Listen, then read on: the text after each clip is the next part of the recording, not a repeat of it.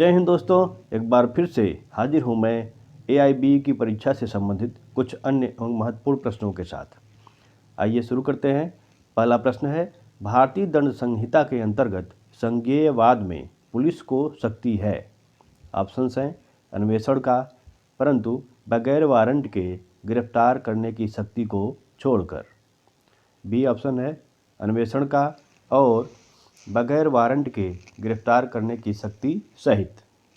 C option है अन्वेषण का और बगैर वारंट के गिरफ्तारी का, परंतु दंडाधिकारी से अनुमति प्राप्त कर। और डी ऑप्शन है अन्वेषण और गिरफ्तारी का बिना वारंट के, परंतु दंडाधिकारी जिन्हें उस अपराध में जांच या दंड देने का अधिकार है उन्हें सूचना देने के बाद ही। ये चार ऑप्शंस हैं, उनको ध्यान से देखिए। प्रश्न, भारतीय दंड संहिता के अंतर्गत संज्ञेयवाद में पुलिस को शक्ति है, क्या है? इसका उत्तर देखते हैं। बी ऑप्शन, यानी कि अन्वेषण का और बगैर वारंट के गिरफ्तार करने की शक्ति सहित। एक संज्ञेय अपराध विचारणीय है। न्यायिक मजिस्ट्रेट प्रथम श्रेणी द्वारा, मुख्य न्यायिक मजिस्ट्रेट द्वारा, सत्र न्यायालय द्वारा, इन सभी द्वारा। इसका उत्तर देखते हैं। उत्तर है डी ऑप्शन, यानी कि इन सभी द्वारा। न्यायिक मजिस्ट्रेट प्रथम श्रेणी द्वारा, मुख्य न्यायिक मजिस्ट्रेट द्वारा तथा सत्र न्यायालय द्वारा, तीनों द्वारा। दंड प्रक्रिया संहिता के अंतर्गत जांच की जाती है केवल मजिस्ट्रेट द्वारा, पुलिस अधिकारी द्वारा, सत्र न्यायालय द्वारा, मजिस्ट्रेट या न्यायालय द्वारा।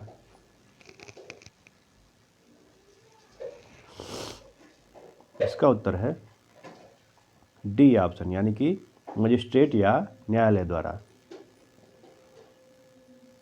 निम्नलिखित में से कौन सी प्रक्रिया न्यायिक प्रक्रिया है?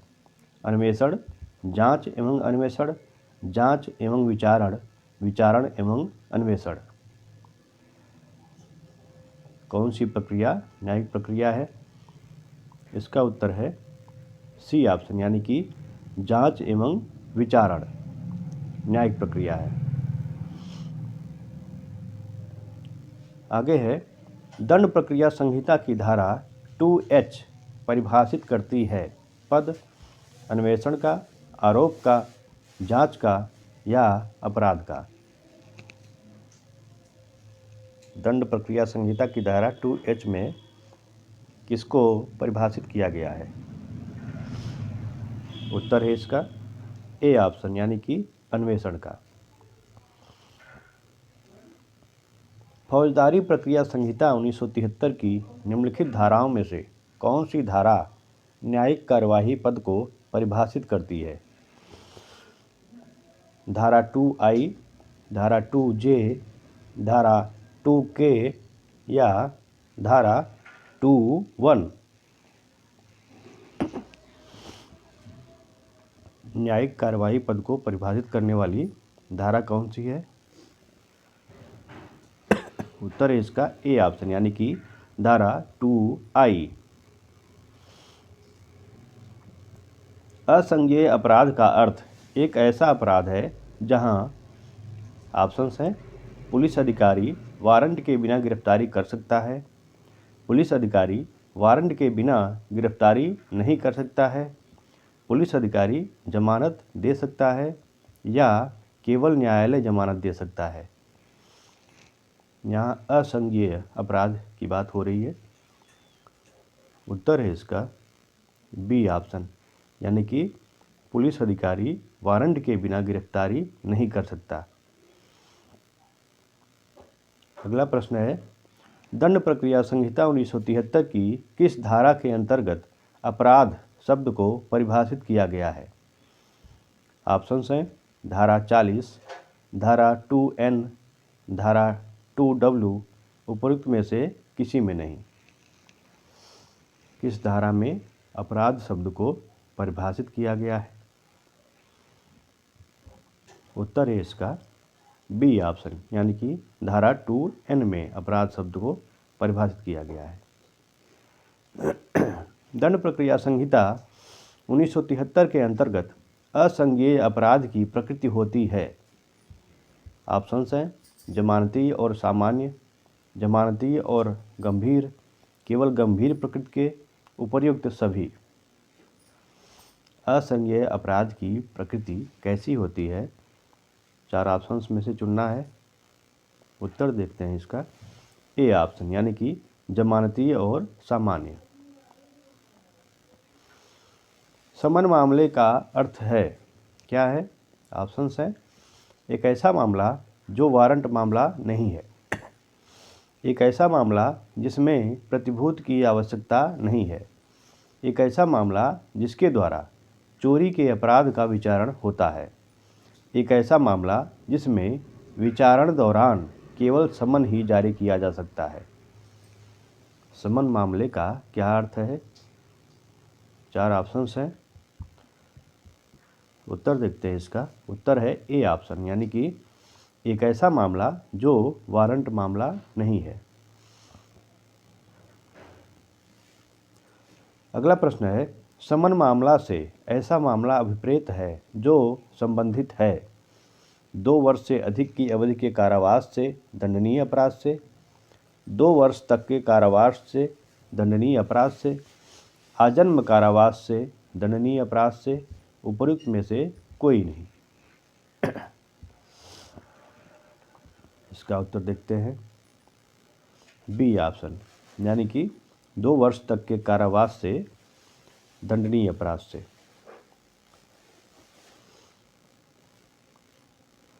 दंड न्यायालयों के वर्ग में सम्मिलित नहीं है उच्च न्यायालय, सेशन न्यायालय, जिला न्यायालय या कार्यपालक मजिस्ट्रेट। कौन दंड न्यायालयों के वर्ग में सम्मिलित नहीं है? चारों ऑप्शंस में से बताना है। उत्तर इसका सी यानी कि जिला न्यायालय दंड न्यायालयों के वर्ग में सम्मिलित नहीं है। सत्र न्यायालय में न्यायाधीशों को कौन नियुक्त करता है? जिला जज, कानून मंत्री, सर्वोच्च न्यायालय या उच्च न्यायालय। सत्र न्यायालय में न्यायाधीशों की नियुक्ति कौन करता है? उत्तर है इसका डी ऑप्शन यानी कि उच्च न्यायालय। प्रथम वर्ग न्यायिक मजिस्ट्रेट की नियुक्ति की जाती है किसके द्वारा? ऑप्शंस हैं राज्य सरकार द्वारा, उच्च न्यायालय द्वारा, उच्च न्यायालय के परामर्श से राज्य सरकार द्वारा, राज्य लोक सेवा आयोग द्वारा। प्रथम वर्ग न्यायिक मजिस्ट्रेट की नियुक्ति किसके द्वारा की जाती है? उत्तर है इसका बी ऑप्शन यानी कि उच्च न्यायालय द्वारा। दंड प्रक्रिया संहिता की किस धारा के अंतर्गत सहायक लोक अभियोजक की नियुक्ति की जाती है? धारा 20, धारा 24, धारा 13, धारा 15। किस धारा के तहत सहायक लोक अभियोजक की नियुक्ति की जाती है? इसका उत्तर देखते हैं। डी ऑप्शन यानी कि धारा 25 के अंतर्गत। आजीवन कारावास का दंडादेश निम्न में से किसके द्वारा पारित किया जा सकता है? मुख्य न्यायिक मजिस्ट्रेट द्वारा, सत्र न्यायाधीश द्वारा, मेट्रोपॉलिटन मजिस्ट्रेट द्वारा, प्रथम श्रेणी का कोई मजिस्ट्रेट द्वारा। इसका उत्तर देखते हैं। उत्तर है बी ऑप्शन यानी कि सत्र न्यायाधीश द्वारा। आजीवन कारावास का दंडादेश निम्न में से किसके द्वारा पारित किया जा सकता है? मुख्य न्यायिक मजिस्ट्रेट द्वारा, सत्र न्यायाधीश द्वारा, मेट्रोपॉलिटन मजिस्ट्रेट द्वारा, प्रथम श्रेणी का कोई मजिस्ट्रेट। उत्तर देखते हैं इसका बी ऑप्शन यानी कि सत्र न्यायाधीश द्वारा। मुख्य न्यायिक मजिस्ट्रेट पारित कर सकता है 7 वर्ष से कम के कारावास का दंडादेश, मृत्यु दंडादेश, आजन्म कारावास का दंडादेश या 7 वर्ष से अधिक के कारावास का दंडादेश। इसका उत्तर है ए ऑप्शन यानी कि 7 वर्ष से कम के कारावास का दंडादेश। निम्नलिखित में से किस धारा के अधीन अपराध की जानकारी होने पर जानने वाले व्यक्ति के लिए यह आबद्धकर है कि वह निकट के मजिस्ट्रेट या पुलिस अधिकारी को उसकी सूचना दे? दंड प्रक्रिया संहिता की धारा 39, दंड प्रक्रिया संहिता की धारा 302, दंड प्रक्रिया संहिता की धारा 392 या दंड प्रक्रिया संहिता की धारा 409।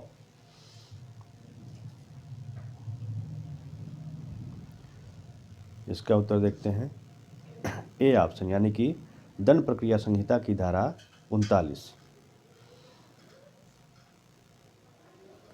दंड प्रक्रिया संहिता की निम्न किस धारा के अंतर्गत पुलिस अभियुक्त को बिना वारंट के गिरफ्तार कर सकती है? धारा 37, धारा 40, धारा 42 या धारा 41?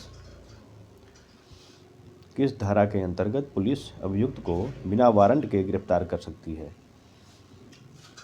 इसका उत्तर देखते हैं डी ऑप्शन, यानी कि धारा 41 के अंतर्गत।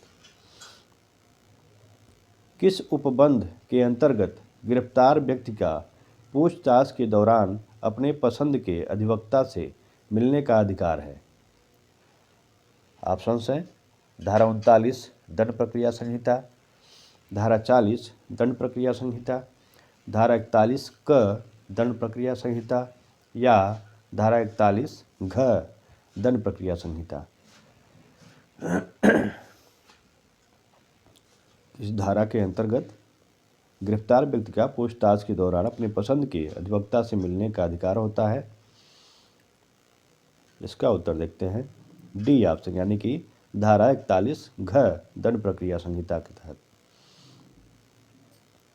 निम्नलिखित मुकदमों में से किस मुकदमे में सर्वोच्च न्यायालय ने गिरफ्तारी के संबंध में विशेष मार्गदर्शक निर्देश जारी किया है? विशाखा बनाम राजस्थान सरकार में, AR अंतुले के मुकदमे में, DK बसु के मुकदमे में, नंदिनी सतपथी के मुकदमे में? इसका उत्तर देखते हैं। उत्तर है सी ऑप्शन, यानी कि DK बसु के मुकदमे में। दंड प्रक्रिया संहिता की कौन सी धारा के अधीन एक मजिस्ट्रेट किसी व्यक्ति को गिरफ्तार कर सकता है? धारा 38, धारा 40, धारा 41 या धारा 44? उत्तर है इसका डी ऑप्शन, यानी कि धारा 44। दंड प्रक्रिया संहिता की कौन सी धारा सैन्य बलों के सदस्यों को गिरफ्तारी से सुरक्षा प्रदान करने का प्रावधान करती है? धारा 41, धारा 45, धारा 46 या धारा 50? उत्तर देखते हैं इसका बी ऑप्शन, यानी कि धारा 45। आगे देखते हैं दंड प्रक्रिया संहिता 1973 की निम्न धाराओं में से कौन सी धारा किसी पुरुष पुलिस अधिकारी को महिला की गिरफ्तारी के समय उसके शरीर को छूने से मना करती है? ऑप्शंस हैं धारा 41(1) का परंतुक, धारा 42(2) का परंतुक, धारा 46(1) का परंतुक, उपरोक्त में से कोई नहीं। कौन सी धारा किसी पुरुष पुलिस अधिकारी को महिला की गिरफ्तारी के समय उसके शरीर को छूने से मना करती है? इसका उत्तर देखते हैं सी ऑप्शन, यानी कि धारा 46(1) का परंतुक। निम्नलिखित में से दंड प्रक्रिया संहिता की कौन सी धारा गिरफ्तार व्यक्ति की शिनाख्त का प्रावधान करती है? धारा 54, धारा 54 क, धारा 55 क, धारा 60 क? कौन सी धारा गिरफ्तार व्यक्ति की शिनाख्त का प्रावधान करती है? 4 ऑप्शंस हैं। उत्तर देखते हैं इसका बी ऑप्शन, यानी कि धारा 54 क। बंदी व्यक्ति के स्वास्थ्य और सुरक्षा संबंधी उपबंध दंड प्रक्रिया संहिता 1973 की निम्नलिखित किस धारा में उपबंधित हैं? धारा 50 क, धारा 53 क, धारा 55 क या धारा 60 क? उत्तर है इसका सी, यानी कि धारा 55 का।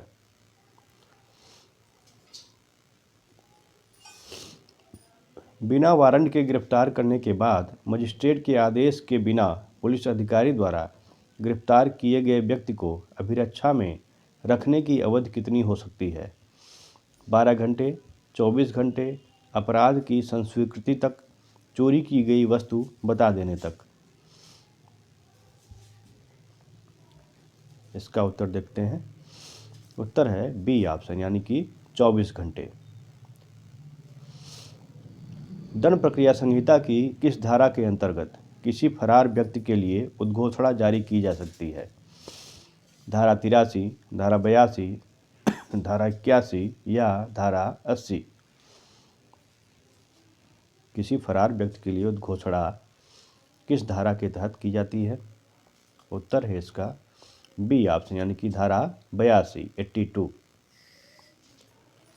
दंड प्रक्रिया संहिता में फरार व्यक्तियों के लिए उद्घोषणा और संपत्ति की कुर्की की प्रक्रिया की गई है। धारा 61 से 79 तक, धारा 70 से 81 तक, धारा 82 से 86 तक, धारा 87 से 90 तक। उद्घोषणा के संबंध में अभी हम लोगों ने ऊपर देखा था। अब यहाँ पे संपत्ति की कुर्की की प्रक्रिया की भी बात की गई है। 4 ऑप्शन हैं आपके सामने। उत्तर देखते हैं इसका सी ऑप्शन, यानी कि धारा 82 से 86 तक। दंड प्रक्रिया संहिता के तहत वह कौन सी अधिकतम अवधि है जिसमें कुर्की के बारे में दावे और आपत्तियां दायर करना आवश्यक है? 6 महीने, 60 दिन, 1 वर्ष, 3 वर्ष? उत्तर देखते हैं इसका ए ऑप्शन, यानी कि 6 महीने। अपराध प्रक्रिया संहिता की किस धारा के अंतर्गत तलाशी वारंट जारी किया जा सकता है? धारा 93, धारा 95, धारा 100, धारा 105? तलाशी वारंट जारी किया जा सकता है किस धारा के अंतर्गत? देखते हैं इसका उत्तर ए ऑप्शन, यानी कि धारा 93, 93 के तहत। ये थे कुछ प्रश्न। आगे फिर से कुछ अन्य प्रश्नों के साथ उपस्थित होंगे। जय हिंद।